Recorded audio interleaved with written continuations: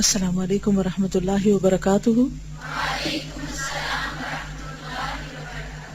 نحمده ونصلی علی رسولہ الکریم، اما بعد فاعوذ باللہ من الشیطان الرجیم، بسم اللہ الرحمن الرحیم، رب اشرح لی صدری ویسر لی امری واحلل عقدۃ من لسانی یفقہوا قولی۔ فصل 32، ایمان اور خیر و فلاح سے دوری۔ پیچھے بات ہوئی نا کہ جب انسان غلط کام کرتا ہے تو ایمان کے دائرے سے نکل جاتا ہے، اسی طرح خیر اور بھلائی کے کاموں سے بھی دوری ہو جاتی ہے اس کی۔ مومنین کی رفاقت سے محروم اور دائرہ ایمان سے خارج بندہ اللہ تعالیٰ کی ودیعت کردہ اہل ایمان کی بہترین مدافعت سے بھی محروم ہو جاتا ہے۔ انسان کو مدافعت کی ضرورت کب پیش آتی؟ مثلا کوئی شخص کسی کی غیبت آپ کے سامنے کر رہا ہے اور آپ اس کو جانتے ہیں کہ وہ ایسا نہیں ہے، کیا آپ یہ جرأت رکھتے ہیں کہ آپ اس کا دفاع کریں؟ اور آپ کا نہیں، آپ کی غلط فہمی، وہ ایسا نہیں ہے۔ کسی کے بارے میں یہ جملہ بولنا جبکہ وہ شخص سامنے بھی نہ ہو، پاس بھی نہ ہو، ہزاروں میل دور ہو، یہ دراصل کیا ہے؟ آپ کے ذریعے اللہ تعالیٰ اس شخص کی مدافعت کرا رہا ہے، آپ کو غائبانہ طور پر اس کا مددگار بنا رہا ہے۔ سوچئے پچھلے ایک ہفتے کے دوران کیا آپ نے کسی کی مدافعت کی؟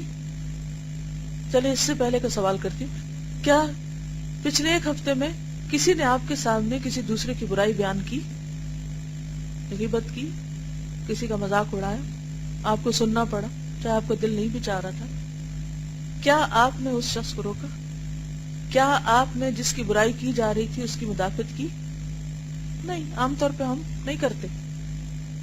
اللہ تعالیٰ اس شخص کی مدافعت کراتا ہے جو کسی ایسے وقت میں بندے کی مدد کرتا ہے جب وہ بندہ خود موجود نہیں ہوتا، تو اللہ تعالیٰ ایسے بندے کی مدد کسی اور سے کرواتا ہے، کیونکہ ان احسنتم احسنتم لانفسکم، نیکی کریں گے تو آپ پر لوٹے گی اور برائی کریں گے تو بھی آپ پر لوٹے گی۔ جب ہم دوسروں کی مدافعت نہیں کرتے تو ہماری مدافعت کہاں ہوگی؟ یہ ایک کلچر ہے، غائبانہ طور پر اپنے مسلمان بھائیوں کا دفاع کرنا۔ اور یہ کلچر کب ڈیولپ ہوتا ہے؟ جب انسان ڈرتا بھی صرف اللہ سے ہو اور محبت بھی اللہ سے ہو۔ یہ کسی کے لالچ یا کسی انسان کی محبت میں نہیں ہوتا، یہ اللہ کی محبت میں ہی ہو سکتا ہے۔ اپنے لیے ایک کام کے طور پر ایک کام لکھ لیں کہ اگر میرے سامنے کسی کی برائی کی گئی اور اگر مجھے معلوم ہو کہ وہ برا نہیں تو میں اس شخص کا دفاع کروں گی۔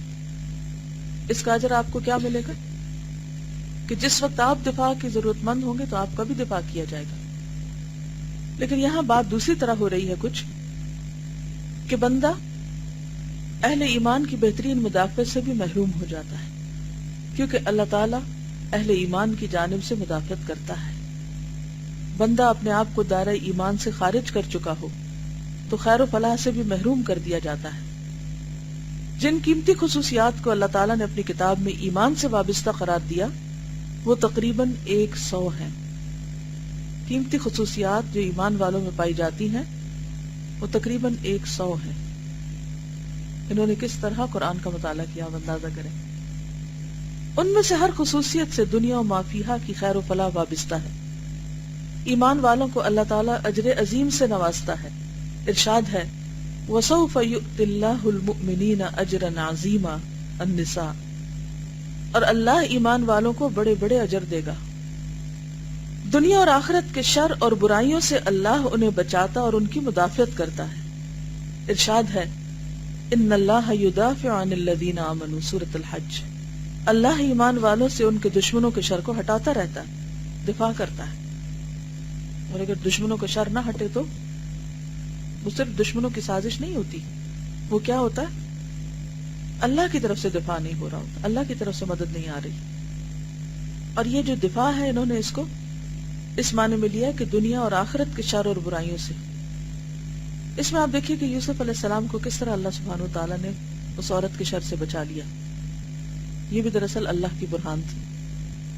تو گناہوں سے بچنے کی قوت بھی کون دیتا ہے؟ اللہ۔ اسی لیے ہم پڑھتے ہیں لا حول ولا قوت الا باللہ۔ اور یہ کب ملتی ہے انسان کو؟ جب انسان کے اندر ایمان ہوتا ہے۔ اللہ ایمان والوں سے ان کے دشمنوں کے شر کو ہٹاتا رہتا ہے. عرش کو اٹھانے والے فرشتے ایمان والوں کے حق میں دعائے خیر کرتے ہیں. ارشاد ہے جو فرشتے عرش کو اٹھائے ہوئے ہیں اور جو فرشتے عرش کے ارد گرد تعینات ہیں اپنے پروردگار کی تسبیح کے ساتھ اس کی حمد و ثنا کرتے اور اس پر ایمان رکھتے ہیں اور ایمان والوں کے لیے مغفرت مانگا کرتے ہیں.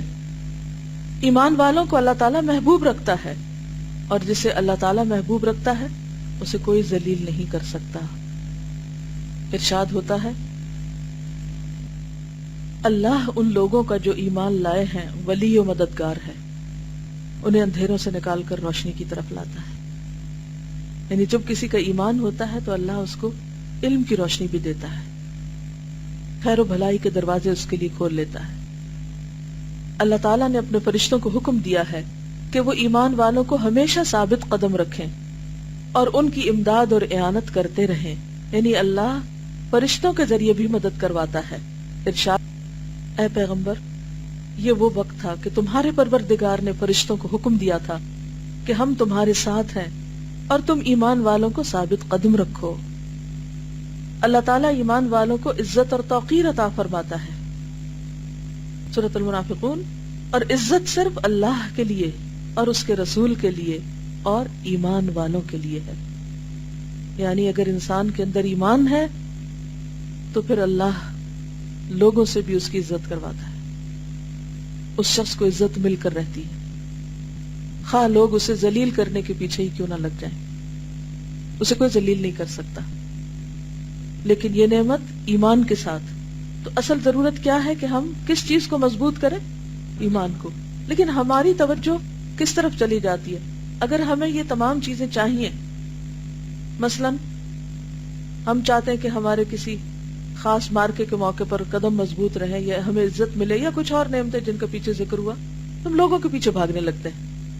ہم سمجھتے ہیں کہ لوگ ہمیں یہ سب کچھ دیں گے، جبکہ یہ سب دینے والا صرف اللہ ہے.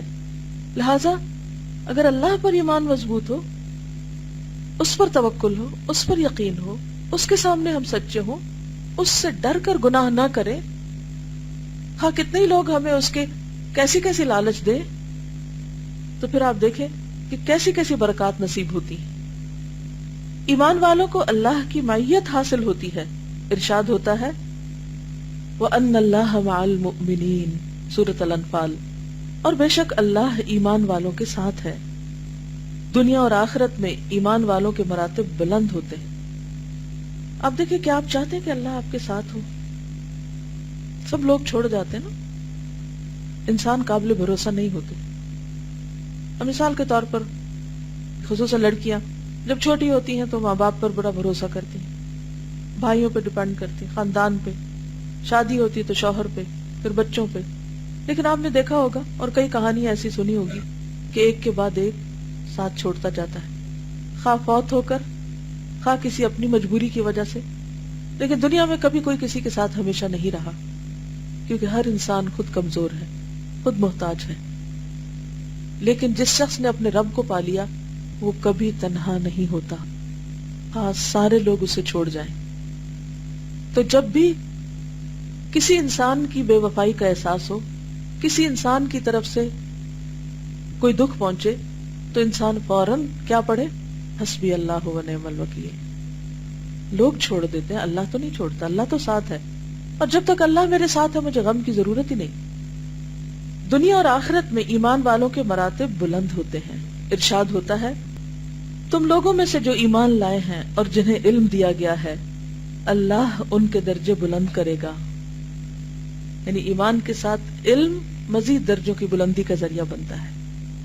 لوگ دنیاوی گریڈز کے پیچھے بھاگتے ہیں، عہدوں کے پیچھے بھاگتے ہیں، ناموں اور شہرت کے پیچھے بھاگتے ہیں، دنیاوی اعتبار سے کلاس سسٹم اور سٹیٹس کی پریشانیوں میں مبتلا رہتے ہیں اور اس پر فخر کرتے رہتے ہیں، جبکہ اصل درجات انسان کے ایمان اور علم کے ساتھ بڑھتے ہیں. ایمان والوں کو اللہ تعالیٰ دوہری رحمت عطا فرماتا ہے اور ایسا نور عطا فرماتا ہے جس کی روشنی میں ایمان والے چلتے پھرتے ہیں. نیز اللہ تعالیٰ ان کے گناہ معاف فرماتا ہے. یہ آیت آج صبح ہی میں نے پڑھی اور یوں لگا جیسے پہلی دفعہ قرآن میں پڑھی میں نے. یہ سورۃ الحدید کی آیت ہے، یہاں انہوں نے اس کا ذکر نہیں کیا. 28 نمبر آیت ہے، یا ایھا الذین آمنوا اتقوا اللہ وآمنوا برسولہ یؤتکم کفلین من رحمتہ ویجعل لکم نورا تمشون بہ ویغفر لکم واللہ غفور رحیم. کیسے کیسے انعامات ہیں، کیسی کیسی رحمتیں ہیں اس کی.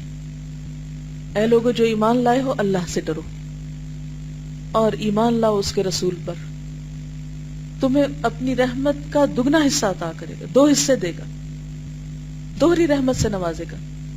یعنی ایک رحمت نہیں، زیادہ رحمت. اور تمہیں ایک ایسا نور عطا کرے گا جس کی روشنی میں تم چلتے پھرو. اب دیکھیں، روشنی انسان کے کتنے مسئلے حل کرتی. انسان کو رستہ ملتا ہے روشنی میں، انسان کے غم دور ہوتے ہیں، ڈپریشن ختم ہوتا ہے. آپ دیکھیں کہ جس ماحول میں، جس جگہ پر اندھیرا ہوتا ہے، جو جگہ گلومی ہوتی ہے، وہاں انسان کو گھبراہٹ سی شروع ہو جاتی. لیکن جہاں روشنی ہوتی ہے وہاں انسان کھل اٹھتا ہے، انسان کے کام کرنے کی صلاحیت بڑھ جاتی. تو زندگی کے اس سفر میں بارہا انسان کے دل پر غموں کے بادل چھا جاتے ہیں. کبھی انسان کو کچھ ایسے فیصلے کرنے ہوتے ہیں کہ سمجھ نہیں آتی کہ انسان کرے کیا، دائیں جائے یا بائیں جائے، کیا طریقہ اختیار کرے. تو یہ سب چیزیں کہاں سے نصیب ہوتی ہیں، کہاں سے ملتی ہیں؟ کون صحیح رہنمائی کرتا ہے؟ اللہ. پھر اللہ ایسا مددگار بھیجتا ہے، اللہ تعالیٰ ایسا نور عطا کرتا ہے کہ جس کی روشنی میں انسان لوگوں کے بیچ میں چلتا پھرتا ہے اور درست سمت پہ بڑھتا چلا جاتا ہے. اور پھر آپ دیکھیں کہ آخرت میں بھی پل صراط پر بھی روشنی، وَيَغْفِرْ لَكُمْ، اور بخشش بھی نصیب ہوتی ہے. اور اللہ غفور الرحیم ہے. ایمان والوں کے لیے اللہ تعالیٰ محبت عام کر دیتا ہے، اور یہ اس طرح کہ وہ خود ان کو محبوب رکھتا ہے اپنے فرشتوں میں، اور پھر اپنے پیغمبروں اور صالح بندوں میں انہیں محبوب بنا دیتا ہے. یعنی ایسے لوگوں سے نیک لوگ محبت کرتے ہیں. اللہ تعالیٰ ایمان والوں کو شدید ترین خوف و ہراس کے وقت بھی امن اور اطمینان عطا فرماتا ہے. یعنی خوف اور غم کی کیفیت میں بھی ان کے دل نہیں ڈولتے. ارشاد ہوتا ہے، فمن آمن وأصلح فلا خوف عليهم ولا هم يحزنون. سورۃ الانعام. جو ایمان لایا اور اس نے اپنی حالت کی اصلاح کر لی تو ایسے لوگوں پر نہ کسی طرح کا خوف طاری ہوگا اور نہ وہ آزردہ خاطر ہوں گے. ایمان والے ان لوگوں میں شامل کر لیے جاتے ہیں جن پر اللہ تعالیٰ نے بڑے بڑے انعامات کیے ہیں، جن کی راہ طلب کرنے کے لیے دن رات میں 17 مرتبہ ہمیں حکم دیا گیا ہے. کہاں؟ شب و روز میں 17 رکعت نماز فرض ہے، اور ان میں سے ہر رکعت میں سورۃ فاتحہ پڑھنا فرض ہے، جس کے اندر اہدنا الصراط المستقیم صراط الذین انعمت علیہم، اللہ ہمیں سیدھا راستہ دکھا، ان لوگوں کا راستہ جن پر تو نے انعام کیا، یعنی جن سے تو راضی ہے. ہمیں ان کا راستہ دکھا، ہم بھی ویسے ہی کام کریں، ہم بھی ان کے طریقے پر چلیں، ہم بھی ہم جیسے بن جائیں. ایمان والوں کے لیے قرآن حکیم ہدایت اور شفا ہے. ارشاد حامیم السجدہ 41. اے پیغمبر ان لوگوں سے کہو کہ جو ایمان رکھتے ہیں ان کے لیے یہ قرآن ہدایت اور شفا ہے، اور جو ایمان نہیں رکھتے ان کے کانوں میں گرانی ہے، اور یہ قرآن ان کے لیے نابینائی ہے، گویا وہ دور سے پکارے جا رہے ہیں. ایک ہی کلام ہوتا ہے، ایک ہی آواز ہوتی. کچھ لوگوں کے دل کھلتے چلے جاتے ہیں، ان کے دل نرم ہوتے ہیں، جیسے بارش سے فضا صاف ہو جاتی ہے، زمین نرم ہو جاتی ہے، تو ان کو بھی بہت سی مشکلات اور مسائل کے حل نظر آنے لگتے ہیں. لیکن وہی آواز ہوتی ہے جو لوگ اس پر ایمان اور اعتماد نہیں رکھتے، ان کے لیے بس یہ ایک گونج ہوتی ہے، جیسے دور سے کوئی آواز سنائی دے رہی ہو لیکن سمجھ کچھ نہ آئے، اور وہ ان کے لیے ایک بوجھ بن جاتی. وہ اس آواز کو سن کر ایک گھبراہٹ محسوس کرتے ہیں، ان کے دلوں میں نہیں اترتی، وہ ان کے کانوں کے لیے ایک سمع خراشی کا ذریعہ بن جاتی، وقر بن جاتی. یہ فرق کس سے؟ اپنے آپ کو ٹٹولا کریں کہ قرآن سن کر میرے دل کا حال کیا ہوتا ہے، میری کیفیات کیا ہوتی، میری فیلنگز کیا ہوتی. اور کبھی اگر محسوس نہ ہو تو فکر میں پڑ جایا کریں کہ میرے دل میں کوئی خرابی واقع ہو چکی ہے، اس لیے قرآن مجھ پر اثر نہیں کر رہا. فوراً استغفار شروع کر دیا کریں، اپنے گناہوں کو تلاش کرنے لگے۔ مقصد یہ ہے کہ ایمان ہر خیر و برکت کو جلب کرتا ہے، یعنی کھینچ کے لاتا ہے، اور دنیا اور آخرت کی تمام بھلائیوں کا سبب ہے۔ حقیقت جب یہ ہے تو پھر بندہ اس اہم ترین چیز کو معمولی اور بے قدر کیسے سمجھ سکتا ہے؟ یعنی اگر سچائی یہ ہے، حق یہ ہے، تو پھر یہ ان چیزوں کو اہمیت کیوں نہیں دیتا اپنی زندگی میں؟ اور وہ کام جو اسے ادارہ ایمان سے خارج کر دے اور بندے اور اللہ کے درمیان حائل ہو جائے، اس کا ارتکاب وہ کیوں کر سکتا ہے؟ مومن اگرچہ دائرہ ایمان سے خارج نہ ہو، لیکن گناہوں پر اگر بندہ اصرار ہی کرتا رہے تو خوف ہے کہ اس کا پورا قلب زنگ آلود ہو جائے اور بالآخر اس بندے کو اسلام سے خارج ہی کر دے، کیونکہ جب انسان پھسلنے لگتا ہے تو پھر پھسلتا ہی چلا جاتا ہے۔ اعاذنا اللہ من ھذا، اللہ ہم کو اس سے بچا کے رکھے۔ اور یہی وہ مقام خوف ہے جس سے سلف صالحین ہمیشہ ڈرتے رہے، کبھی بھی بے فکر نہ ہو جائے کہ آج اگر دل پہ قرآن اثر کرتا ہے تو ہمیشہ ایسا ہی رہے گا۔ ہمیشہ کوشش کرنی پڑتی ہے اس کے لیے، ایمان کو تر و تازہ رکھنا پڑتا ہے، اور بہت ہی زیادہ ڈرتے رہے۔ اسی کا نام تقویٰ ہے نا، جیسا کہ بعض اسلاف کا قول ہے، انتم تخافون الذنوب وانا اخاف الکفر، تم گناہوں سے ڈرتے ہو مگر میں تو کفر سے ڈرتا ہوں۔ جو جتنا محتاط ہوتا ہے وہ اتنا دور تک ڈرتا ہے، کیونکہ بہت ساری چیزیں جیسے مایوسی کفر تک لے جاتی ہے، ناشکری کفر ہے، تو انسان ایسے رویوں سے پھر آہستہ آہستہ کفر کا ارتکاب بھی کر چکتا اور اسے پتہ ہی نہیں ہوتا کہ وہ کیا کر چکا۔ سبحانک اللہم و بحمدک، نشہد ان لا الہ الا انت، نستغفرک و نتوب الیک۔ السلام علیکم و رحمۃ اللہ وبرکاتہ۔